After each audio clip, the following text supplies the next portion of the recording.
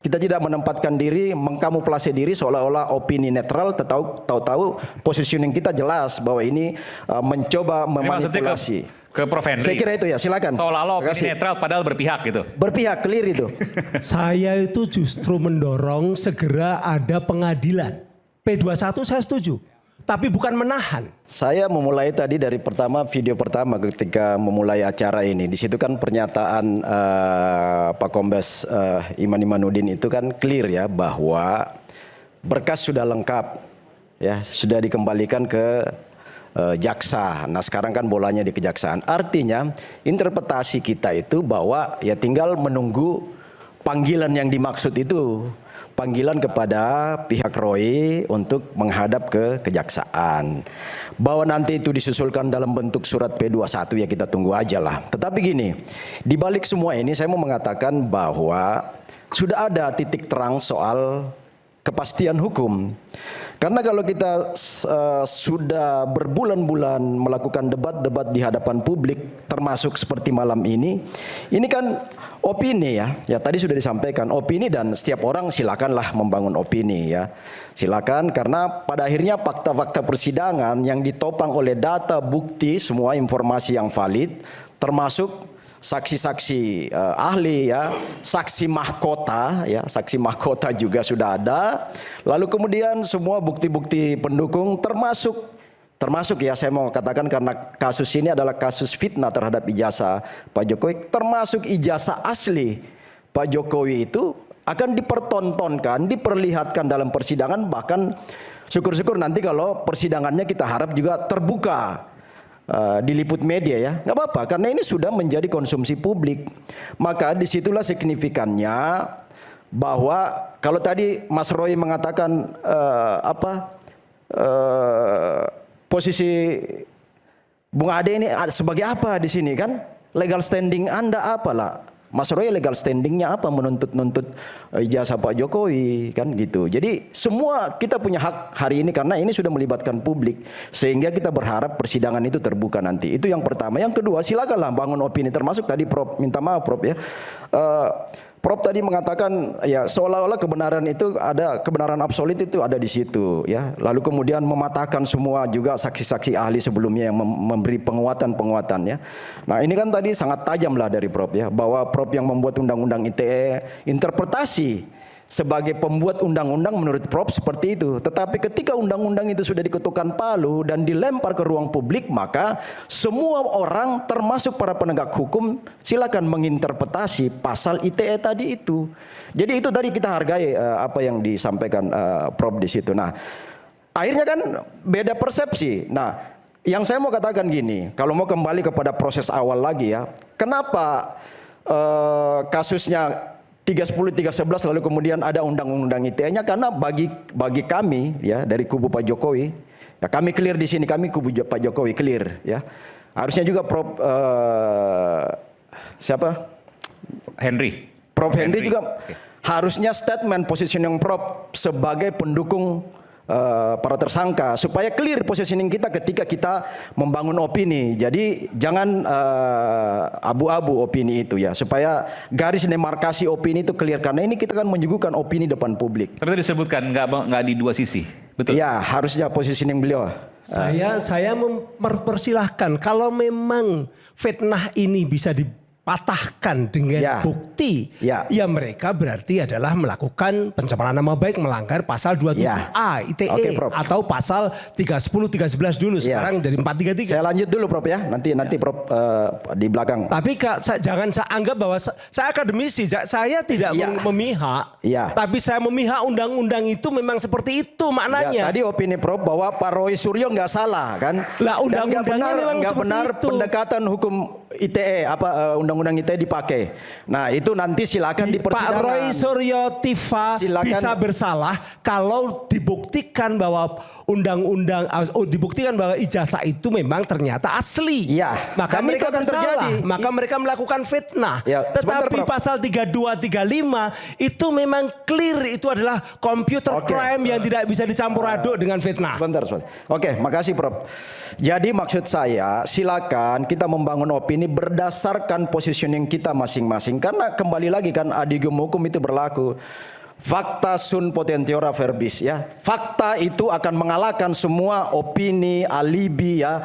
Termasuk pemahaman interpretasi dari kita masing-masing yang berbeda malam ini, itu akan nanti pembuktiannya siapa opini yang benar itu ada di persidangan. Jadi harusnya kita semua bergembira, senang kalau P21 itu sudah ada. Harusnya kita nggak usahlah dilawan itu, karena pada akhirnya apa, teman-teman di kubu Roy Suryo, kita-kita yang di kubu mendukung bahwa Pak Jokowi punya ijazah asli ini akan mendapat kepastian. Karena disitulah keberpihakan hukum nanti, asas kepastian, asas keadilan hukum dan asas manfaat itu akan terrealisasi ketika terjadi proses persidangan. Jadi jangan dihambatlah, silakan bangun opini. Nah, saya mau katakan juga begini, kalau misalnya para akademisi, orang-orang yang menempatkan diri sebagai akademisi ya, jangan menyamarkan posisi atau begini, mengaburkan ya semua proses hukum ini dengan mempengaruhi publik lewat opini-opini keberpihakan. Makanya saya bilang lebih bagus kita statement positioning kita bahwa saya ada di posisi Pak Roy Suryo karena bla bla bla bla bla. Menurut ilmu akademis yang saya kuasai seperti ini. Nah, itu clear supaya kita nggak ini ya. Seolah-olah kita bicara atas nama akademis ya, atas nama interpretasi untuk memberi pendidikan yang netral kepada publik, sementara di mindset pikiran kita sudah melakukan keberpihakan lalu melegitimasi keberpihakan kita dengan atas nama akademisi dan ahli. Itu yang terjadi. Proses fitnah, pencemaran nama baik 310 saya sebentar, berarti Prof. tidak 311 itu dilegitimasi ya, pencemaran nama baik itu dilegitimasi oleh ITE atas nama penelitian menggunakan perangkat-perangkat ITE, perangkat teknologi, perangkat komputerais, lalu menyatakan bahwa Pak Jokowi memalsukan ijazah. Itu yang bertentangan besar. Kenapa dikaitkan dengan undang-undang ITE? Kenapa terlibat ITE? Karena di situ korelasinya. Statement fitnah itu dialibikan, dilegitimasi atas nama penelitian. Nah, sekarang ketika Rismond sudah menyatakan bahwa itu salah, itu sebuah proses yang salah, itu diakui oleh Rismond. Maka kembali juga kepada sahabat saya tadi, Bung Kosi mengatakan bahwa, tadi saya catat, ini bukan kejahatan. Lah, kalau bukan kejahatan, kenapa Rismond minta maaf? Kenapa Pak Egy minta maaf? Kenapa Pak Damai Hari minta maaf? Karena dia mengakui bahwa saya salah loh. Saya salah. Disitulah pembenaran bahwa memang di situ ada unsur kejahatan, ada mens rea.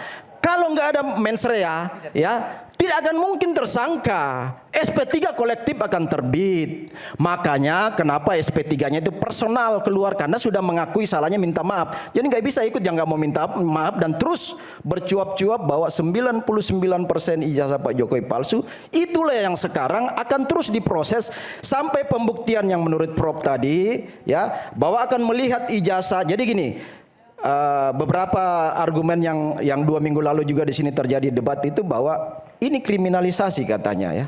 Kriminalisasi harusnya enggak lah. Kriminalisasi kalau tidak ada alat bukti, enggak ada mens rea, enggak ada actus reusnya, perbuatan jahatnya, cuap-cuap setiap saat, makanya itu salah satu dasar Pradi Bersatu meminta untuk ditahan, meminta. Silakan juga kalau kejaksaan enggak mau nahan, kepolisian enggak mau tahan, enggak masalah.